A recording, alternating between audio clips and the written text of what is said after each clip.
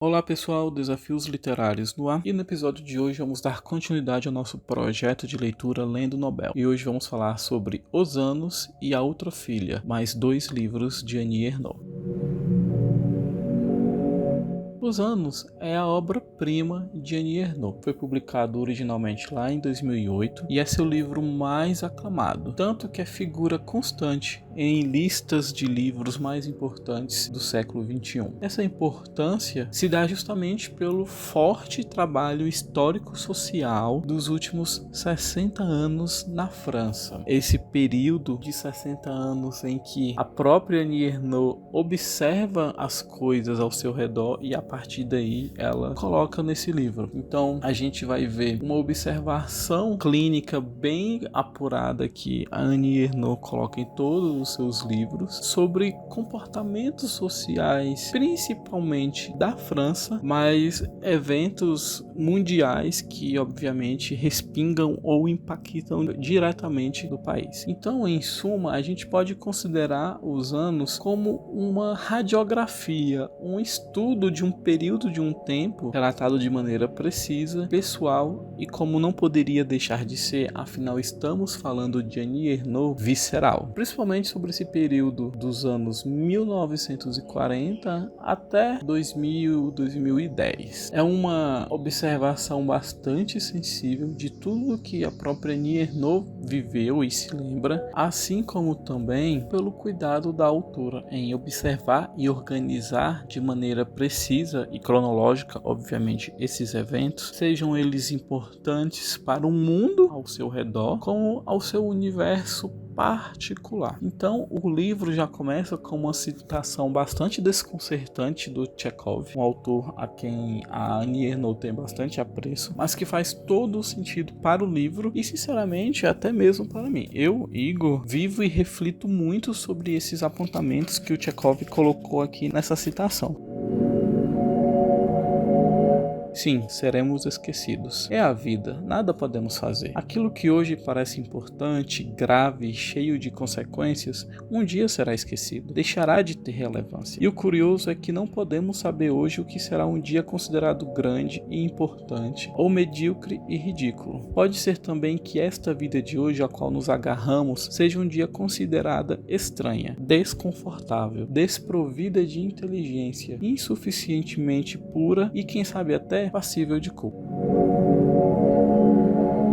Então, quando a gente para refletir um pouco sobre esse apontamento do Chekhov, a gente fica, ou eu particularmente fico, caramba, isso é verdade. As coisas em 1960, 1970 poderiam ter uma relevância que hoje é banal, hoje já não existe, hoje já não é necessário, hoje é perda de tempo. A gente estuda, a gente reconhece o valor que teve naquela época, mas a gente reconhece também que hoje é totalmente dispensável. Eu vou colocar até um exemplo muito simples e bastante genérico, coisas que até mesmo em conversas aleatórias com os meus pais a gente já falou sobre, obviamente rindo porque soa até mesmo engraçado. Mas, por exemplo, o uso e a necessidade de cursos de datilografia para que as pessoas pudessem trabalhar. Era necessário esse curso, nem todo mundo tinha dinheiro para fazer esse curso e quem tinha, obviamente, se sobressaía ante os demais. E hoje a gente vê esses cursos de datilografia, por exemplo, são totalmente esquecíveis, não tem mais a utilidade. Hoje em dia a gente vive um mundo totalmente diferente em questão de tecnologia, em que todo mundo tem acesso a computadores e então o ato de digitar ou até mesmo de datilografar é tão natural, a gente não precisa mais fazer cursos para isso. Então é uma coisa que já foi de suma importância na época dos meus pais. Outra situação, algumas profissões que antes existiam, hoje já não existem mais. Com o advento da inteligência artificial, muitas outras profissões vão deixar de existir, muitas já não existem por conta já da tecnologia, da robótica. Eu, por exemplo, trabalho no ramo da construção civil e essa semana mesmo, conversando em um curso, algumas empresas, algumas fábricas fábricas, algumas indústrias já admitiram que tiveram que demitir tantas pessoas porque o uso da robótica, o uso da inteligência faz com que o serviço seja otimizado, entre aspas, em que a necessidade humana de estar ali é a mínima necessária. Então a gente vê que o mundo vai se renovando, o mundo vai mudando e muitas coisas que eram essenciais, que eram importantes, deixam de existir com o passar do tempo. E nós mesmos seremos esquecidos, por mais triste que isso possa soar. Infelizmente, eu digo também por mim, não sou famoso, não tenho uma vida em volta, em fama, em volta de seguidores como nos dias de hoje. Então, hoje estou aqui conversando com vocês sobre livros, mas daqui, não vou dizer nem daqui a alguns anos, mas daqui a alguns meses, caso eu queira parar, caso eu não consiga dar prosseguimento ao projeto, ou infelizmente caso venha a falecer, serei já esquecido. São poucas as pessoas que de alguma forma vão deixar um legado, algo a ser lembrado. E ainda assim, como que vai ser lembrado? Eu estava estudando um pouco sobre Brasília, como eu já falei, sou arquiteto, eu estava estudando um pouco sobre Brasília e tantos nomes que foram importantes para determinados momentos da construção da cidade. Afinal, estamos falando de uma cidade que não é tão velha. Brasília está ainda na casa dos 60, se a gente for parar para pensar com relação a outras cidades, ela é bem nova, mas ainda assim, tantas pessoas que foram importantes são totalmente esquecidas. Então fica esse gosto amargo. Muitas pessoas são lembradas, são conhecidas, como por exemplo Oscar Niemeyer, Lúcio Costa, mas tantas outras foram importantes, trabalharam ativamente na construção da cidade e simplesmente são esquecidas. Os candangos, aqueles nordestinos que fizeram esse processo migratório, saíram de suas casas, saíram de seus estados para ajudar na construção de Brasília e não são nem mencionados, ou quando são mencionados como um grupo e não como uma individualidade. Então esse processo de esquecimento que o Tchekov traz aqui pra gente muito me desconcerta, mas ao mesmo tempo eu entendo que é a dura realidade da vida. E o mesmo acontece com a Annie Ernaux. Ela traz essa reflexão, ela traz esse pensamento de que coisas que aconteceram na vida ao longo desses 60 anos passaram. Muitas coisas já não importam mais. Muitas pessoas que passaram na vida da Annie Ernaux também foram esquecidas e ela mesma será esquecida um dia. A gente sabe que principalmente por conta de seu trabalho literário, com o reconhecimento, com a laurea do Nobel de Literatura, ela entra no panteão da literatura. Então há esquecidos no prêmio, por exemplo, no Nobel de Literatura, há aqueles autores que se sobressaem e aqueles que são esquecidos ou não são lidos ou são esquecidos em alguns lugares. A gente sabe que ser laureado com o Nobel de Literatura não é garantia de longevidade, eu acho que essa é a palavra certa, não é garantia de fama, status. Pode ter um interesse em conhecer, mas um interesse momentâneo. Acaba, uma outra pessoa é laureada, um outro ano vem, a pessoa do ano é mais interessante e acaba que alguns se sobressaem a outros. Temos, por exemplo, Gabriel Garcia Marques, Mário Vargas Llosa, alguns autores que sempre são mencionados quando falamos em Nobel de Literatura. Temos Camus, temos John Steinbeck também. Então, alguns autores são lembrados até os dias de hoje, mas infelizmente alguns outros não são nem lembrados, porque alguns são lembrados até como pessoas que não mereceram o prêmio. Mas existe um terceiro grupo que não é lembrado. E Annie Ernaux até se pergunta se ela será lembrada um dia. Eu particularmente acredito que sim, mas esse tipo de resposta não sou eu quem posso dar. Isso é o tempo que vai nos dizer. Então, além desse pensamento que a Annie Ernaux nos traz, ela também vai refletir sobre o uso da palavra, as letras, palavras que um dia foram usadas e que caíram em desuso, a alfabetização, a educação. Esses temas são muito caros a Annie Ernaux. Se você já leu outros livros da Annie Ernaux ou se você está acompanhando o nosso projeto de leitura, você vai saber que esse assunto, a educação e a maneira como usamos as palavras, são temas caros para Annie Ernaux e que fazem toda a diferença, não somente na sua literatura, como nós enquanto leitores reconhecemos reconhecendo a importância de tudo isso. Então, esses assuntos obviamente aparecem em Os Anos, mas sob um novo prisma, o de que hoje somos pessoas, vivemos, interagimos, estudamos, deixamos nossas marcas, nossas assinaturas em textos, em cartas, em blogs, até mesmo em comentários na internet, mas que tudo isso um dia deixará de ser apenas isso, palavras, um acúmulo de informações a qual não terá mais necessidade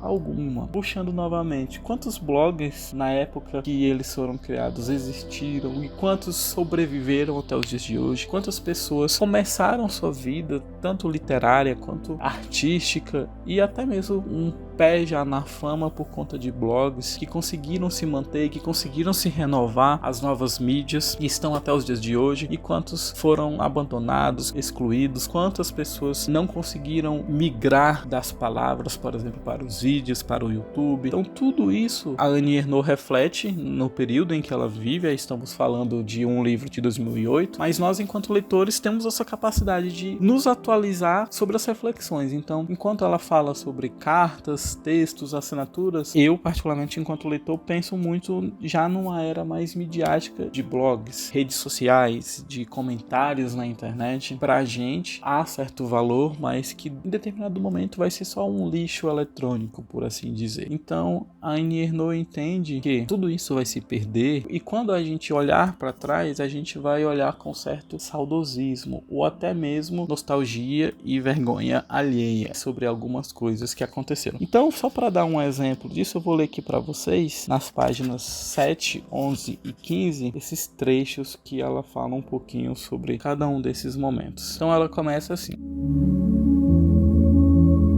todas as imagens vão desaparecer. Milhares de palavras vão sumir de repente. Palavras que serviram para nomear coisas, rostos de pessoas, ações e sentimentos. Palavras que serviram para organizar o mundo, disparar o coração e umedecer o sexo. Os slogans, pichações nos muros das ruas e nas paredes dos banheiros, poemas e histórias indecentes, todos os títulos. Nossas conversas ao redor de uma mesa em dias de festa. Nós seremos apenas um nome, cujo rosto vai se desvanecer até desaparecer na massa anônima de uma geração distante.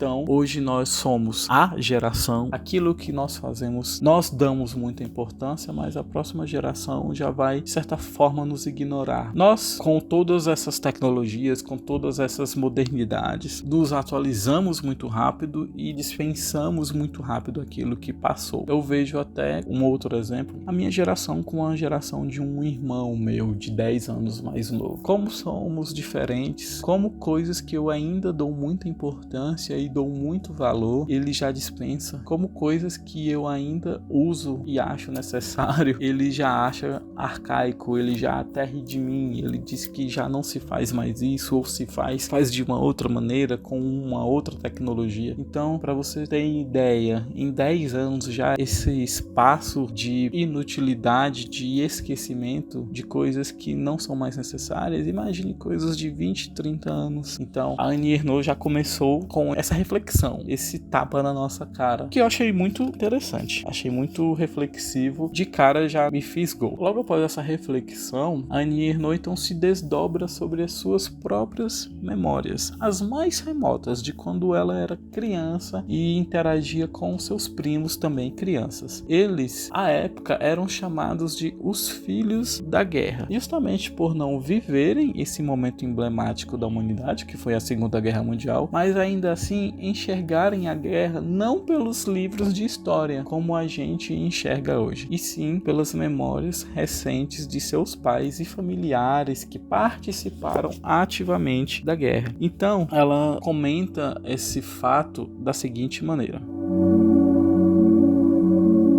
nas reuniões de família na época do pós-guerra, naquela lentidão interminável das refeições, alguma coisa vinha do nada e assumia uma forma. Era o tempo já começado. Às vezes, os pais pareciam presos nele quando esqueciam de nos responder, os olhos perdidos em um tempo em que não estávamos, em que nunca estaremos, o tempo de antes. As vozes dos convidados se misturavam para compor a grande narrativa dos acontecimentos coletivos, os quais, pouco a pouco, passamos a acreditar que tínhamos vivido. Eles nunca se cansavam gostavam de contar daquele inverno de 1942, glacial, a fome e o nabo, as provisões e os vales de cigarro, os bombardeios, a aurora boreal que tinha anunciado a guerra, as vítimas vasculhando os escombros à procura de suas fotografias e seu dinheiro, a chegada dos alemães. A cada um à mesa situava precisamente onde, em qual cidade tinham chegado. Os ingleses sempre corretíssimos, os americanos sem cerimônias, os colaboracionistas, o vizinho de cada um durante a resistência, a fulana que teve a cabeça raspada na libertação, a propaganda, os alemães fugindo, atravessando o rio Sena, montados em cavalos exaustos, tendo como pano de fundo comum a fome e o medo. As histórias eram contadas com o uso do nós, dos pronomes indefinidos e construções impessoais.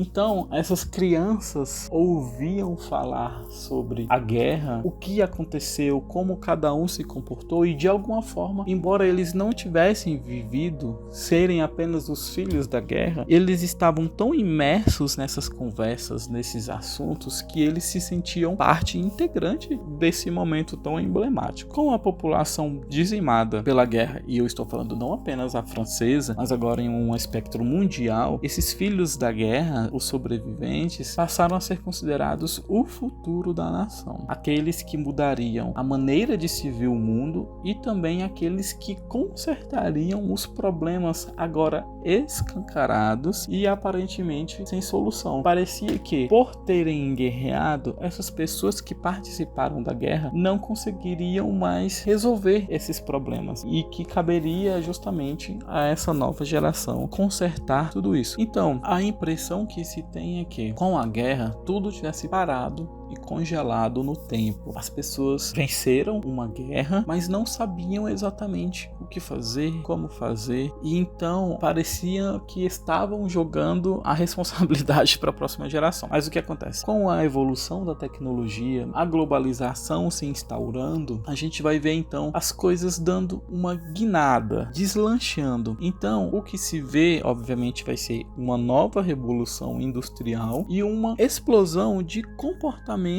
e atitudes principalmente capitalistas. A gente está falando de Estados Unidos varrendo tudo o que ele considerava socialismo ou comunismo e instaurando ali as suas bases para que todo e qualquer país que aceitasse ou fosse imposto o seu pensamento fizesse aquilo que fosse de acordo com os desejos americanos. Então, lendo aqui para vocês, na página 38, a gente tem o advento, a instauração definitiva, por assim dizer, do capitalismo, que diz o seguinte: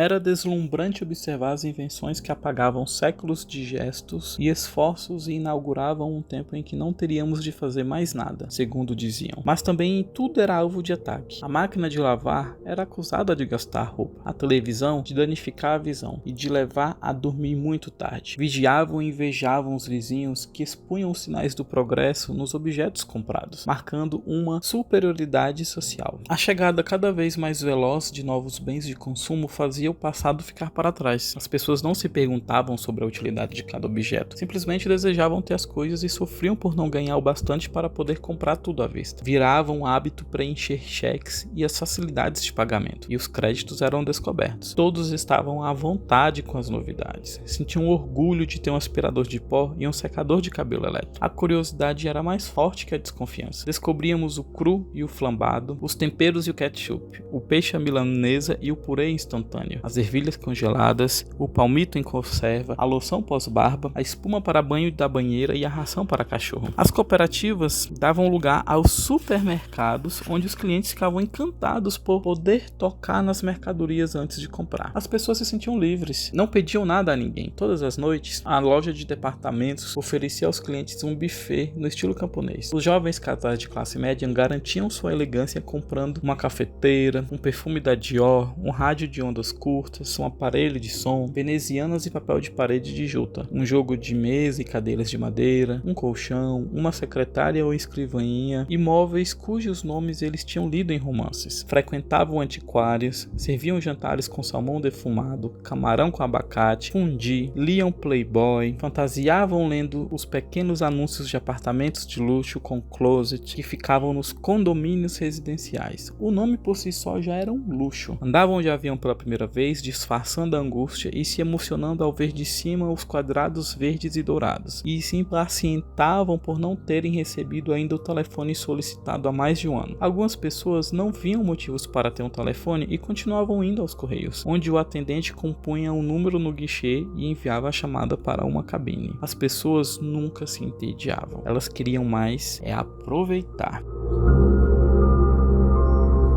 Então a gente tem aqui, com o advento da tecnologia, do capitalismo, muitas novidades, muitas coisas que encantavam as pessoas e elas queriam ter essas coisas, mesmo que nem sempre elas tivessem essa necessidade. Era mais a vontade de ter aquele objeto, de uma forma como competir com o vizinho, competir com o próximo com relação a essas atribuições, por assim dizer, a esses bens e consumos. Então a Annie Ernaux nos escancara o que o capitalismo já instaurado no pós-guerra, junto com o advento das tecnologias e da globalização, fez com que as pessoas tivessem um novo prisma, um prisma de consumo, um prisma de necessidade, de posse, de bens materiais, mesmo que esses bens materiais fossem, de certa forma, até mesmo supérfluos. Esse comportamento social na França é um tópico muito interessante de se acompanhar e de se refletir, pois nesse período de tempo de quase 50 anos, muita coisa aconteceu, obviamente, assim como a gente e a própria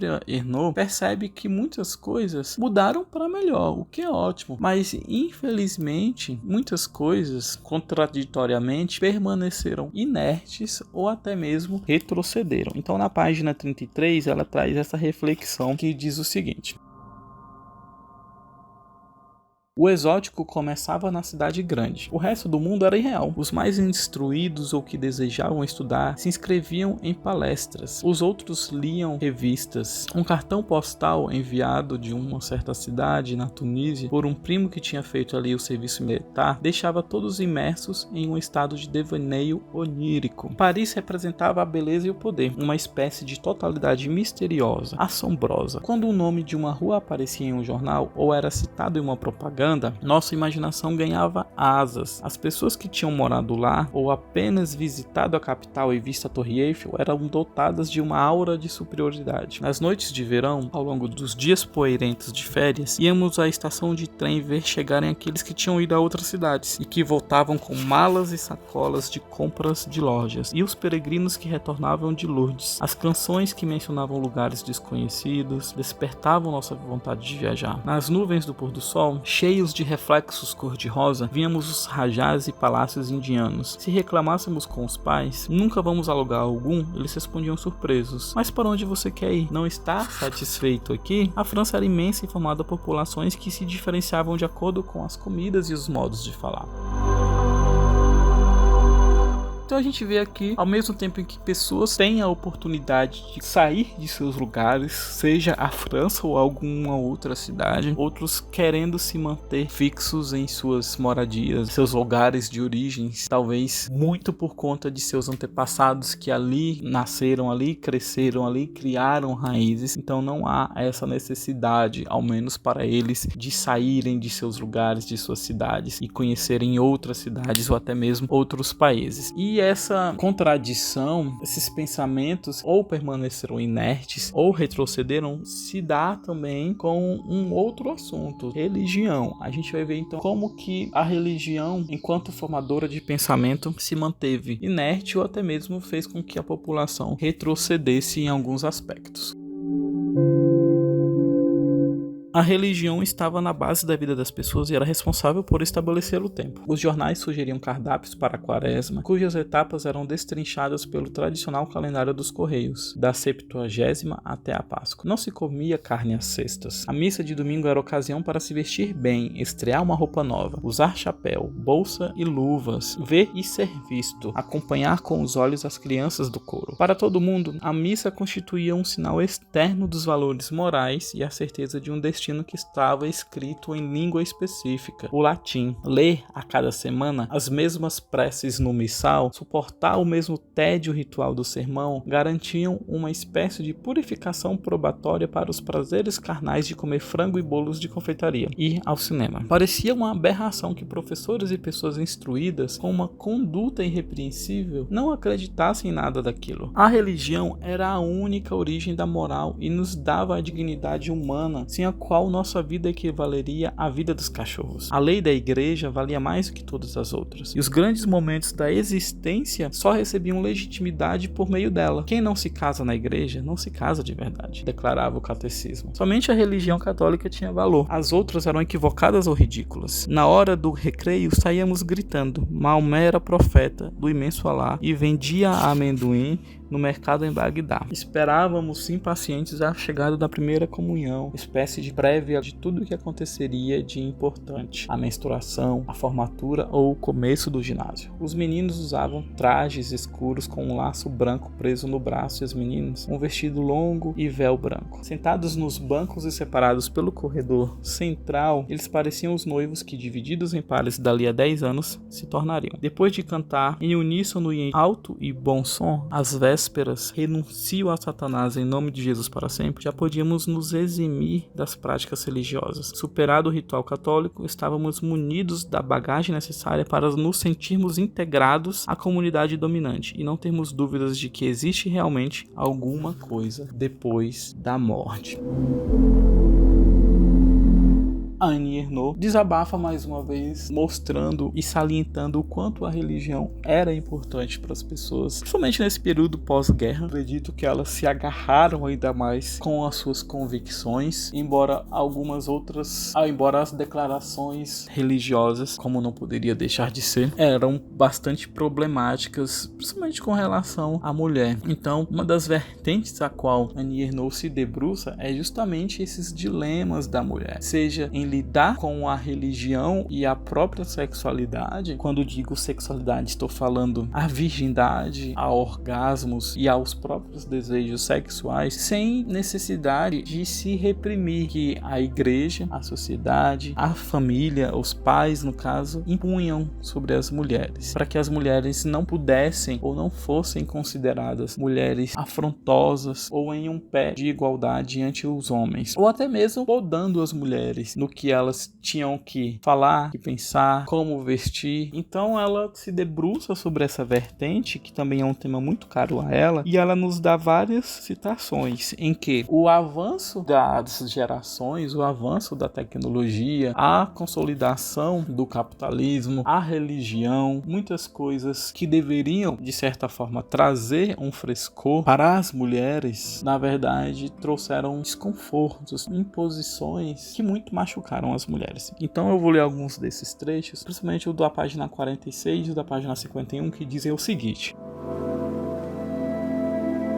o sexo era o primeiro critério para avaliar o comportamento das moças, que eram divididas entre as que tinham condutas certas e erradas. Na porta da igreja, a cota de moralidade que julgava os filmes da semana só dizia respeito ao sexo. Passear na cidade grande, sonhar, ter orgasmos e esperar. Eis um resumo possível de uma adolescente morando no interior. Nada, nem a inteligência, nem os estudos, nem a beleza, contava mais do que a reputação sexual de uma moça, isto é, seu valor no mercado do casamento, do qual as mães, a exemplo das próprias mães, eram as guardiãs. Se fizer sexo antes do casamento, ninguém vai querer ficar com você. Ficava claro nas entrelinhas que alguém em condição parecida poderia aceitar, isto é, a escória masculina, um doente, um louco ou pior, um divorciado. A mãe solteira não valia nada e não tinha nada a esperar, só a abnegação de um homem que aceitaria acolher seu erro. Até chegar ao casamento, as histórias de amor aconteciam escondidas do controle e do julgamento dos outros. Apesar de tudo, nos envolvíamos em relacionamentos que iam cada vez mais longe. Fazíamos coisas que não podiam ser nomeadas em lugar nenhum, salvo nos manuais de medicina, felação, funilíngua e às vezes sodomia. Os rapazes ridicularizavam as camisinhas e recusavam um coito interrompido da época dos seus pais. Nosso maior sonho eram as pílulas contraceptivas que, diziam, eram vendidas na Alemanha. Aos sábados, havia vários casamentos de moças de véu e grinalda que em 6 meses davam à luz bebê robustos e supostamente prematuros. Entre a liberdade, a zombaria dos caras dizendo que ser virgem fazia mal para a saúde, as imposições dos pais e da igreja, ficávamos sem nenhuma escolha. Ninguém falava sobre o assunto nem se perguntava por quanto tempo ainda proibiriam o aborto e morar juntos sem casar. Os sinais das transformações coletivas não são perceptíveis na particularidade das vidas, a não ser talvez no tédio e cansaço que levam milhares de pessoas a secretamente pensarem ao mesmo tempo. Nada disso vai mudar nunca.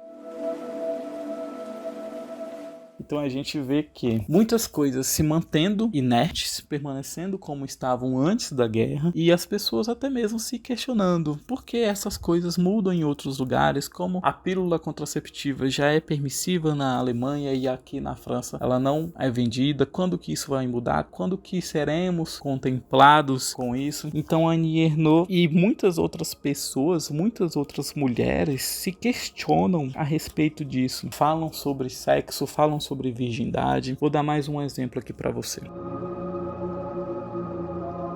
A virgindade era incerta e a sexualidade uma questão muito mal resolvida que ocupava as conversas das meninas nos quartos do alojamento universitário durante horas. Elas buscavam se formar nos livros para se convencer da legitimidade do prazer. Tinham herdado a vergonha das mães em relação ao sexo. Ainda existiam palavras para os homens e para as mulheres. Elas não deveriam dizer gozar nem pau e nem nada. Era considerado repugnante nomear os órgãos, exceto se fizerem com uma voz neutra, sem ênfase, vagina, pênis. As mais avançadinhas tinham coragem de ir discretamente a um conselheiro, uma organização clandestina, para receber a prescrição de um diafragma de borracha que elas penavam para conseguir colocar. Sequer podiam desconfiar que os rapazes ao lado delas nas aulas estivessem assustados com o próprio corpo. Quando eles respondiam monossílabos, as perguntas mais inocentes que elas faziam não era por desprezo, mas por medo das complicações que poderiam aparecer no baixo ventre. Pesando prós e contras, eles preferiam se masturbar sozinhos à noite. Naquele momento,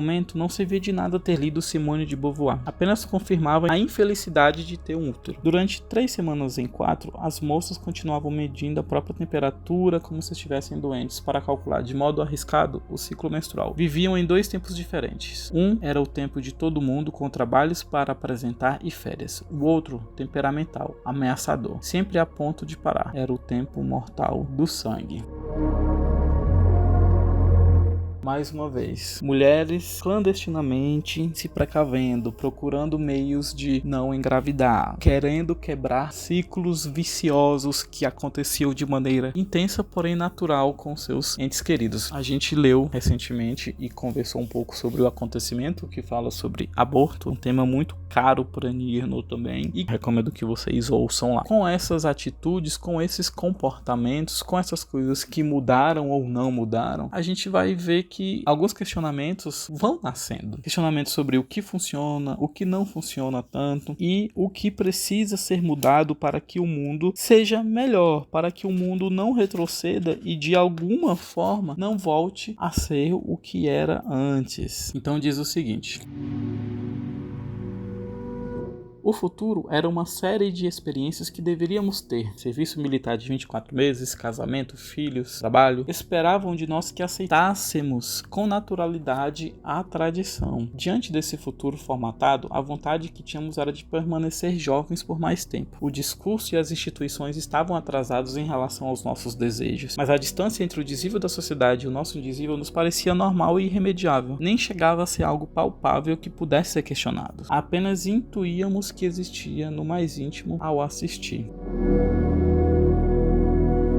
A sociedade passada cobrava dessa sociedade, essa sociedade não se via tão preparada, ou se via de fato preparada, mas com necessidade de mudanças. Então temos aqui um mundo em ebulição, temos também um medo do futuro. Na página 144, a Annie Ernaux nos dá um panorama desse medo que as pessoas têm do futuro. As pessoas na época já tinham, e obviamente nossa geração atual também tem medo de tantas outras coisas que vêm por aí. Então ela diz o seguinte: Todos preferiam não falar das doenças novas sem cura, como aquela do nome alemão, Alzheimer, que atordoava os idosos e fazia com que eles esquecessem nomes e rostos. E aquela outra que se pegava por meio da sodomia e de seringas, considerada uma punição para os homossexuais e drogados, ou somente azar no caso de quem tinha sido contaminado por transfusão.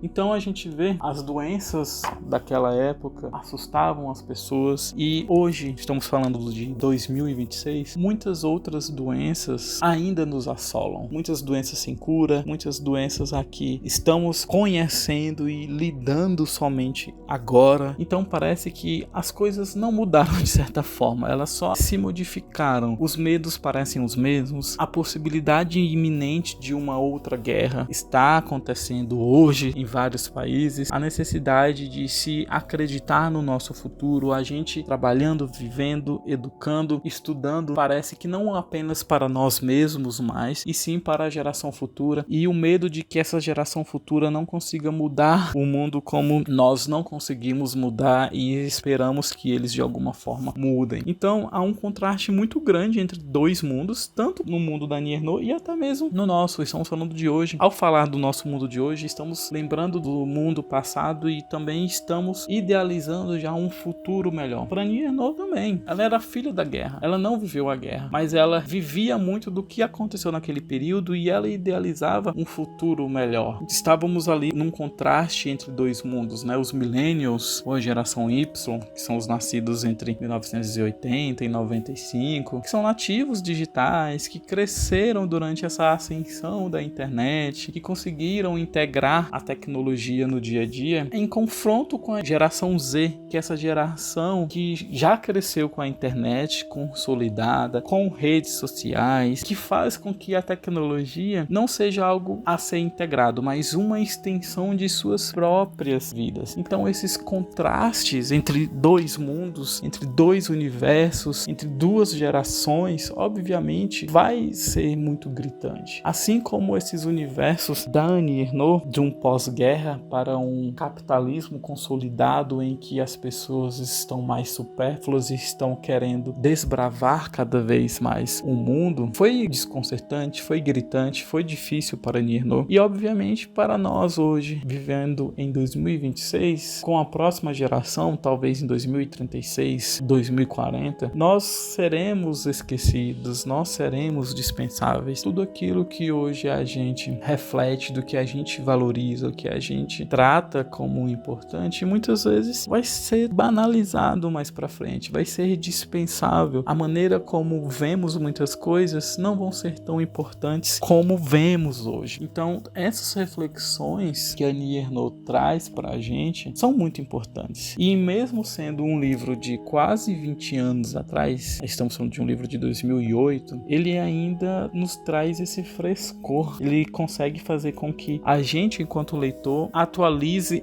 as reflexões para os nossos dias. Então, um ponto muito positivo para Annie Ernaux. Esse livro dela, como eu falei, é o mais famoso, mais conhecido, e ele tem essa fama e essa importância não por acaso. De fato, é um livro magnífico. É um livro que eu considero o ideal para ser a porta de entrada da Annie Ernaux, apesar de todas as dificuldades. Quando eu digo dificuldades, eu digo o quê? Eu vou contar até mesmo a minha experiência. A minha edição é a edição da editora 3 Estrelas, é uma editora que não existe mais. Com o anúncio do Nobel de Literatura daquele ano, eu automaticamente parei tudo que eu estava fazendo, parei tudo que eu estava lendo e fui na livraria mais próxima comprar um exemplar do livro que tivesse da Annie Ernaux. O único que tinha sido publicado até então foi Os Anos, e eu imediatamente comprei esse livro e li já no caminho de volta no ônibus. Li até a página 50, achei estranho porque eu esperava uma outra coisa, eu não esperava que fosse um livro de não ficção. A gente é acostumado, né, a ler livros de ficção, não imaginava, li, só que em determinado momento eu parei. Por quê? Tudo aqui é muito fragmentado. Depois, com outros livros da Annie Ernaux, eu vim entender, principalmente recentemente, vocês sabem que eu passei muitos anos sem ler Annie Ernaux porque achei que a literatura dela não falava comigo, para ser sincero. Hoje eu já tenho uma visão um pouco diferente. Os temas dela não são temas apenas femininos, mas universais. Então eu entendo a importância de se ler Annie Ernaux. Mas à época eu achei achei tudo muito fragmentado, pareciam parágrafos soltos, algumas coisas eram interessantes, algumas referências, outras nem tanto, algumas referências muito regionais, muito locais. Então, de maneira geral, eu não gostei num primeiro momento dessa literatura dela, e foram se passando vários anos que eu encarasse esse livro, olhasse para ele e falasse, não, eu preciso ler Annie Ernaux porque ela é importante, esse livro é importante, várias listas ele estava presente, então eu me vi cercado por esse livro e eu decidi encarar. E foi uma leitura muito, muito boa. Apesar de uma leitura em que eu tive que fazer um esforço inicial para conseguir deslanchar. E olha que eu particularmente gosto muito de momentos históricos, dessas reflexões, esses pensamentos de como uma sociedade se comporta,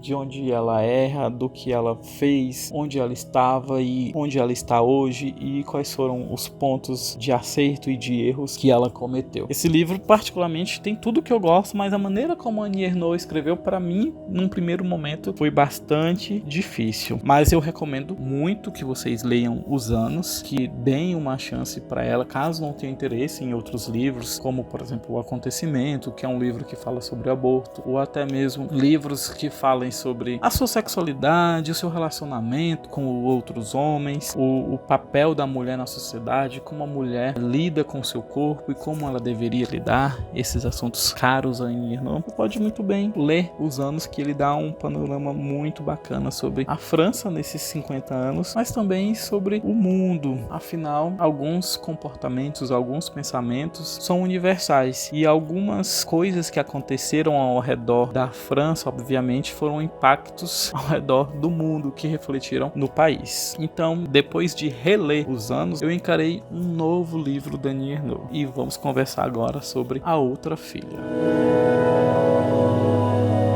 A Outra Filha foi publicado em 2011 e é um livro diferente da Annie Ernaux. É um livro encomendado pela editora que a publicava. Essa editora criou uma coleção em que a premissa era bastante interessante. Ela convidou seus autores e pediu para que eles escrevessem a carta que eles nunca escreveram. Então, de maneira bastante íntima, bastante crua e angustiante, como em todo o livro da Annie Ernaux, ela escreve uma carta para sua irmã, uma irmã que morreu antes mesmo de seu nascimento. A gente vai ver aqui, caso vocês estejam acompanhando o projeto fielmente, um livro irmão de um livro de uma outra autora laureada com o Nobel de Literatura. Estamos falando de Han Kang. Um livro dela em que fala um pouco sobre uma pessoa que nasceu, mas que morreu, e em seguida ela, a autora, nasceu. Estamos falando de um livro branco. Caso vocês tenham interesse, já foi resenhado esse livro também. A gente vai ver que, desde a infância, a Annie Ernaux cresceu com a sensação de que a história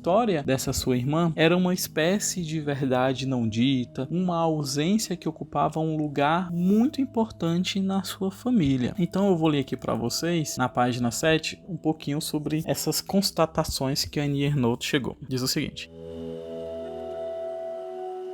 de acordo com seu registro civil, você é minha irmã. Tem o mesmo nome de família que eu, meu nome de solteira. Na certidão de casamento dos pais, já quase em farrapos, na rúbrica Nascimento e Óbito das crianças deste casamento, nós figuramos uma embaixo da outra. Você em cima com 2 carimbos da prefeitura. Mas você não é minha irmã. Você nunca foi minha irmã. Nós não brincamos, não comemos, não dormimos juntas. Eu nunca encostei em você. Nunca te abracei. Não sei a cor dos seus olhos. Nunca te vi. Você não tem corpo nem voz. É apenas uma imagem chapada em algumas fotos em preto e branco. Não tenho lembranças suas. Quando nasci, você já tinha morrido havia 2 anos e meio. Você é a criança dos céus, a menininha invisível de quem nunca falaram, a ausente de todas as conversas. Você é o segredo. Você sempre esteve morta. Entrou em minha vida já morta, no verão dos meus 10 anos. Nasceu e morreu numa história. Através de uma narrativa retrospectiva, a autora vai relatar para o leitor, e obviamente conversando com essa irmã falecida, a descoberta dessa menina, como começando com uma conversa que sua mãe teve com uma cliente sobre essa irmã, e ela continuando em busca de respostas em um livreto, documentos da família. É um texto relativamente curto, mas que machuca pelo peso do silêncio ensurdecedor que cercava a relação entre a própria Annie Ernaux e os seus pais. Então a gente vê um pouco esses desconfortos da Annie Ernaux, principalmente quando ela desabafa da seguinte maneira: Estou brincando de pega-pega perto delas com uma menininha chamada Mirelle. Não sei o que me acendeu um alerta. Talvez a voz da minha mãe, que de repente ficou mais baixa. Comecei a escutar como se eu não respirasse mais. Não consigo restituir a história, apenas o teor e as frases que atravessaram todos os anos até hoje, que num instante se alastraram por toda a minha vida de criança como uma chama muda e sem calor, enquanto eu continuava dançando e rodopiando ao lado dela, a cabeça baixa para não despertar nenhuma suspeita. Aqui me parece que as palavras rasgam uma zona crepuscular, me engolem e acabou. Ela conta que eles tiveram outra filha além de mim, que ela morreu de difteria aos 6 anos, antes da guerra. Ela descreve as placas na garganta, a asfixia, e diz: ela morreu como uma santinha. No fim, ela diz, referindo-se a você, ela era mais boazinha do que aquela ali. Aquela ali sou eu. A gente já vê um desconforto, principalmente por conta de comparações entre dois filhos. A gente vê então a partir daí que a Annie Ernaux nunca tinha reparado, mas que os seus pais sempre a comparavam ante a outra filha e obviamente tinham medo de que aos 6 anos a própria Annie Ernaux viesse a falecer. Então silenciosamente tinha essa preocupação: será que essa filha vai sobreviver? Será que ela vai chegar ao 7º ano? E ao mesmo tempo um comparativo inevitável e desconcertante entre as duas crianças, ao que a Annie Ernaux fazia e o que essa outra criança fez em vida, que era diferente, afinal uma era boazinha e a outra não. Então é uma angústia em ser a outra, em se comparar a outra, tanto que na página 14 a própria Annie desabafa o seguinte: será que eu te escrevo para te ressuscitar e te matar outra vez?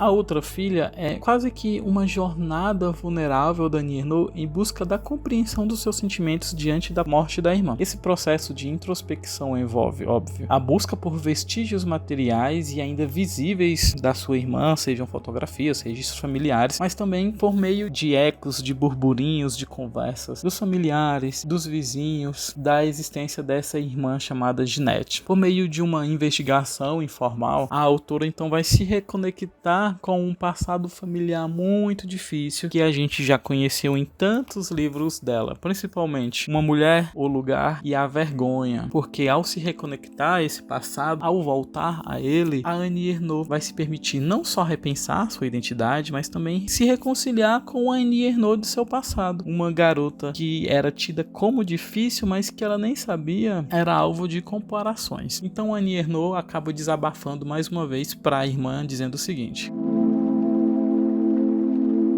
assim, você precisou morrer aos 6 anos para que eu viesse ao mundo e fosse salva. Orgulho e culpa por ter sido, com um propósito indecifrável, a escolhida para viver. Talvez mais orgulho por ter sobrevivido do que culpa, mas escolhida para fazer o quê? Quando você nasceu em 1932, eles eram jovens, casados havia pouco mais de 4 anos. Operários ambiciosos que se endividaram ao pegar um empréstimo para abrir uma loja no ano anterior, num bairro de fábricas de fiação. Ele continuava trabalhando fora, num canteiro de obras, depois nas refinarias. Em torno deles e neles próprios fervilhava a esperança trazida pela Frente Popular. A história desses anos em que eles comeram um pão que o diabo amassou e a lembrança das noites no café até às 3 horas da manhã acabavam sempre com "mas naquela época éramos jovens". Numa foto de antes da guerra, sem data, ele a segura pelos ombros sorrindo. Ela está com um vestido de bolas grandes com um colarinho de renda clara. Uma mecha grande lhe cai sobre os olhos. Ela ainda parece a noiva doce e rebelde de 1928. Nunca a vi com vestido nem com esse penteado. Não conhecia a mulher que vivia na sua época. No começo da minha época, nas fotos em que eu também apareço, talvez tiradas em 1945, embora eles estejam sorrindo, já não há neles indício de juventude ou despreocupação, mas alguma coisa havia amortecido. Os traços deles estão marcados, pesados. Ela usa um vestido listrado que havia usar por bastante tempo. Seu cabelo está preso para trás. Eles viveram o êxodo, a ocupação, o bombardeio, a guerra. Eles viveram a sua morte. Eles são pais que perderam uma filha. Você está lá, entre eles, invisível. Você é a dor deles.